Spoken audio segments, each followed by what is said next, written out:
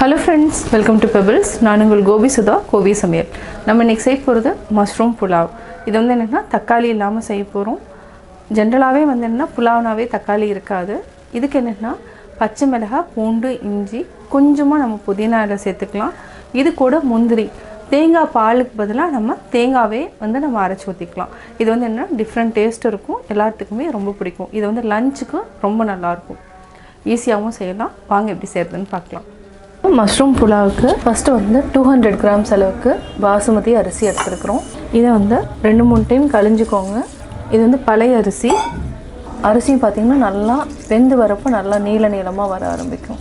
இந்த மாதிரி 2 டைம் கழிஞ்சிக்கலாம். கழிஞ்சிட்டு ஒரு 10 மினிட்ஸ் சோக் பண்ணி வச்சுக்கலாம். இதை வந்து கீழே ஊற்றிடலாம்.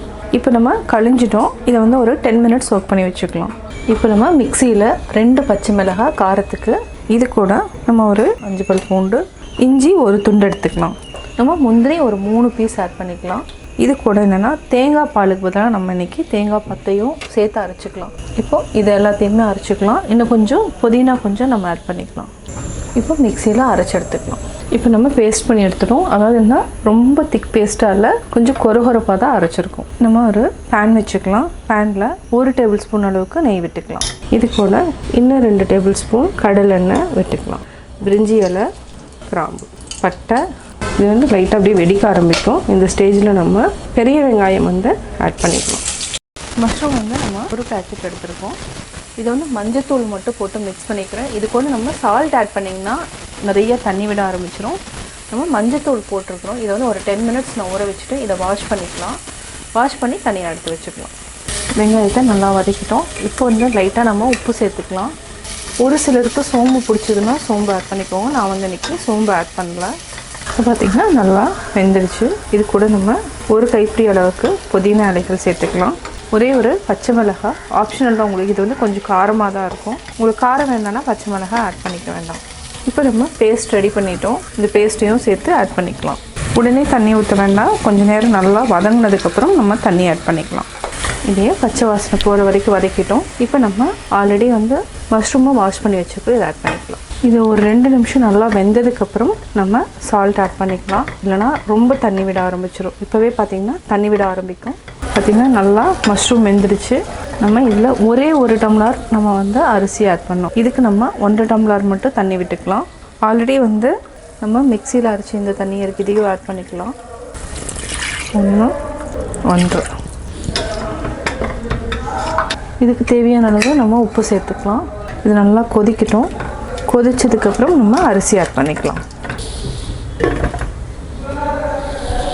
இப்போ நம்ம நல்லா கொதிக்க ஆரம்பிச்சிருச்சு. இப்போ நம்ம அரிசி போட்டுக்கலாம். நல்லா மிக்ஸ் பண்ணிவிடுங்க. உப்பு இருக்கான்னு செக் பண்ணிக்கலாம். இப்போ நம்ம லோ ஃப்ளேமுக்கு கொண்டு வந்துடலாம். கரெக்டாக இருக்குது உப்பு எல்லாமே. இப்போ மூடி வச்சுக்கலாம். ஒரு 10 மினிட்ஸ்க்கு அப்புறம் திருப்பி பரட்டி விடுங்க. நல்லா வெந்துடும். இப்போது மஷ்ரூம் புலாவ் ரெடி ஆகிடுச்சு. பார்த்திங்கன்னா நல்லா வெந்துடுச்சு. இதை வந்து ஒரு 15 மினிட்ஸ் வந்து அப்படியே வச்சுருங்க. நல்லா புளிங்கிடும். அதாவது ரைஸ் வந்து இன்னும் நல்லா பெருசாகும். இதை அப்படியே மூடி வச்சுக்கலாம். இப்போ கேஸ் ஆஃப் பண்ணிடலாம். சுவையான mushroom pulao ready. Mushroom pulao எப்படி செஞ்சேங்கிறத பார்த்தீங்க. நீங்களும் வீட்டில் ட்ரை பண்ணி பாருங்கள். பார்த்துட்டு உங்களுடைய கமெண்ட்ஸ் எனக்கு சொல்லுங்கள். லைக் பண்ணுங்கள், ஷேர் பண்ணுங்கள், மறக்காமல் சப்ஸ்கிரைப் பண்ணுங்கள். நீங்கள் ரெசிபீஸ் மட்டும் பார்க்கணுன்னு விரும்புனீங்கன்னா கோபி சுதா கோபி சமையல் சேனலை சப்ஸ்கிரைப் பண்ணுங்கள். கோலம் பார்க்கணுன்னு விரும்புனீங்கன்னா கோபி சுதா கோலம் அண்ட் ரங்கோலி சேனலையும் சப்ஸ்கிரைப் பண்ணுங்கள். என்னோடய குக்கிங் வீடியோ முடிஞ்சதுக்கப்புறம் பார்த்தீங்கன்னா ஒரு திருக்குறள் வந்து நீங்கள் பார்க்கலாம்.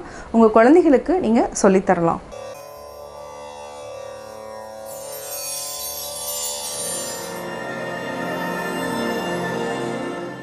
சுற்றத்தால் சுற்றப்பட ஒழுகல் செல்வந்தான் பெற்றத்தால் பெற்ற பயன்.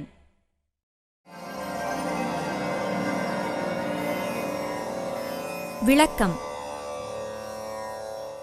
சுற்றத்தாரால் தான் சூழ்ந்திருக்கும்படியாக அவர்களை தழுவி அன்பாக வாழ்தல் ஒருவன் செல்வத்தை அடைந்ததனால் பெற்ற பயனாக அமையும்.